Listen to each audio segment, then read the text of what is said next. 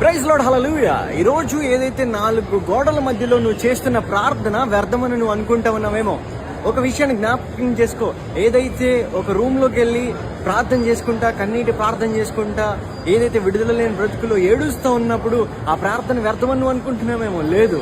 ఏదైతే నువ్వు ఆ రూమ్లో చేస్తున్న ప్రార్థన, రహస్యంగా నువ్వు చేస్తున్న ప్రార్థన బహిరంగంగా అద్భుతాలను జరిగిస్తుందని నీకు తెలుసా? బహిరంగ ఆ యొక్క ఫలితాలు నీకు ఇస్తుందని జ్ఞాపకం చేసుకో. బైబిల్లో నుంచి ఒక ఉదాహరణ మీకు చెప్తాను, వినండి. ఏదైతే సమూయేలు రాజుని ఎన్నికించబడటానికి వచ్చినప్పుడు అందరు ఉన్నారండి, దావీదు అన్నదమ్ములు అందరూ ఉన్నారు, కానీ దావీదు లేడు. ఆ టైంలో ఒకసారి జ్ఞాపకం చేసుకోండి, దేవుడు అన్నాడు, మీరు పై రూపం చూస్తారేమో, నేను హృదయాన్ని చూస్తాను. నా హృదయానుసారుడు ఎక్కడున్నాడు, తీసుకురండి. దావీదు అప్పుడే వచ్చాడు. రాజుగా ఎన్నుకున్న వ్యక్తి ఆయనే. ఎందుకో తెలుసా? దావీదు ఎప్పుడు అందరి ముందు ప్రార్థన చేయలేదండి. పొలాల్లో కీర్తనలు పాడుతూ ఆరాధిస్తూ ఏదైతే రహస్యంగా చేశాడో బహిరంగ ఆశీర్వచనాన్ని పొందుకున్నాడు. ఈరోజు జ్ఞాపకం చేసుకో, నీ జీవితంలో ఏదైతే రహస్యంగా నువ్వు ప్రార్థన చేస్తా ఉన్నావో 4 గోడల మధ్య, అది బహిరంగంగా అద్భుతాన్ని జరిగించి ఆ ఫలితంతో నిన్ను దేవుడు తృప్తిపరచును గాక. ఆమేన్.